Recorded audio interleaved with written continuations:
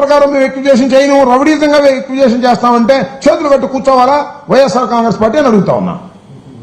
ఒక్క రైతుకు అన్యాయం జరిగినా కూడా మేము వెళ్లేటటువంటి పరిస్థితి ఉంది వాళ్ళ రాష్ట్రంలో తప్ప మీ ఇష్టం వచ్చినట్టుగా 3 పంటలు పంటే భూమిని లాగేసుకోవాలనుకుంటున్నారు.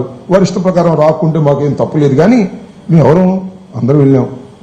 అప్రిడి వెళ్ళాడు, నేను వెళ్ళాను, మండితో కరుణ్ వెళ్ళాడు, డైమండ్ బాబు వెళ్ళాం. మేమందరం ఒక కమిటీగా ఫామ్ అయ్యి వెళ్తే మా మీద దౌర్జన్యం చేసి మాలో రౌడీలు ఉన్నారట, మేమే రాళ్ళు వేసామంట, మేమే కోడిగుడ్లు వేసామంట.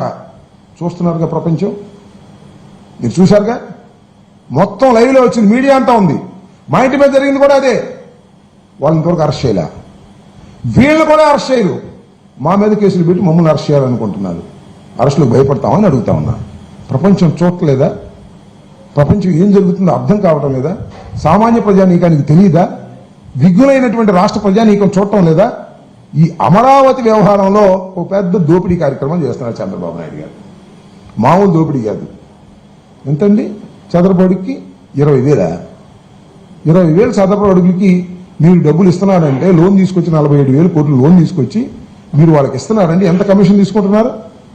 మెడ్రాస్ లాంటి, బాంబే లాంటి చోట కూడా 5-6 వేల కన్నా ఎక్కువ లేదే. మీరు 12,000 15,000 పెంచి పెడుతున్నారంటే దోపిడీ కదా? ఈ దోపిడీని ప్రశ్నిస్తే మా మీద కేసులు, రైతులు ఆక్రందన విని వెళుతుంటే మా మీద కేసులు, మా మీద దౌర్జన్యాలు చేశారు, కేసులు పెట్టారు. ఇంత దారుణంగా బాధితుల్నే ముద్దాయిలు చేసేటటువంటి కార్యక్రమం వాళ్ళు చేస్తున్నారు. దీన్ని వైఎస్ఆర్ కాంగ్రెస్ పార్టీ వ్యతిరేకిస్తుంది, ధైర్యంగా ఎదుర్కొంటుంది.